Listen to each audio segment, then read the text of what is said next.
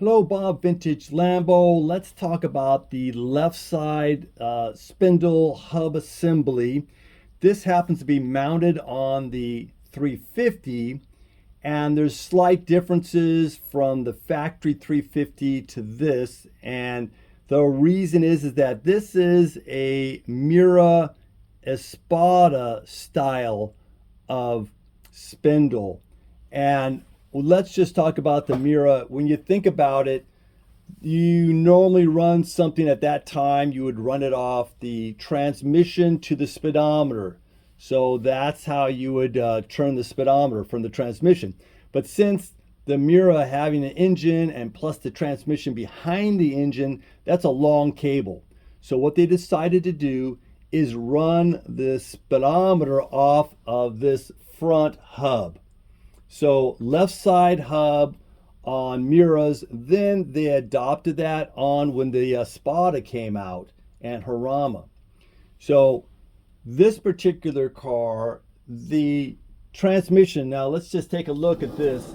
This is really nice and compact, isn't it? But you know, being compact, it's weaker than when Lamborghini came out with their own transmission a year or so later.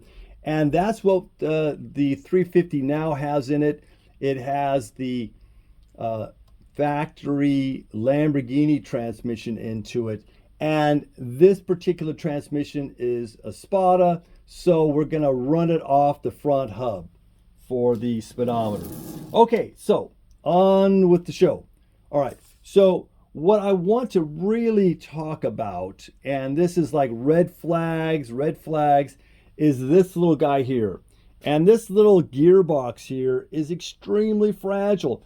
I would say the best I could say this metal is pot metal. So treat it with care. If you want to service it, do not use this grease fitting. I'm just stating this is a casting that could crack easily. You don't want to apply too much pressure. Plus, you know, you want to clean it out anyway. Make sure all the old grease and everything's out of it. This is, in my opinion, serviced by taking it all apart and putting it back together. Hand pack it. Don't use this grease fitting. All right, enough said. So what they did is they put this gearbox on the back of this left spindle. You have a special bracket that they have on here, and then this guy will go in there and bolt onto this. Now, there's a few things to think about also with this.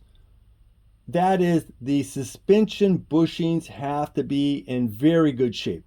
The shock absorber bushings have to be in very good shape, because this is mounted like this, and then you have the shock, coil shock right out here, and if things get loose, then this is going to suffer break. These are very expensive. They're being remanufactured now, luckily, but that doesn't mean that it's readily available. But I think there's still a few of them out there. So the best idea, let's try and keep this guy around as long as we can. Okay, so you can see that it mounts onto here. Now, I said that they put a hole through this, and let's go to the other side and let's take a look and see how they run this device here. So we have a pin right here, and so they put it right where you put your knock off. So this roll pin has to be the exact length, and when you put it in, you have to make sure there's no interference with the thread. Okay, so you have a shaft. Obviously the pin goes right through here, this goes through, and then with the gearbox on the other side, this will fit in, and then you can spin it. And also you want to make sure that this is straight, and I don't think that it's doing too well, so I'll probably be redoing this to make sure that this is very straight. You don't want any unnecessary pressure on this little gearbox. All right, so that's the story on this. It's pretty much the same as the other side except for the Speedo-drive. And again, we're going to be taking this apart and paying special attention to that bearing that we talked about in a previous video. Very expensive. We want to see if it's serviceable, and we'll try our best to do that. Please like and subscribe, and we will see you on the next one. Bye-bye now.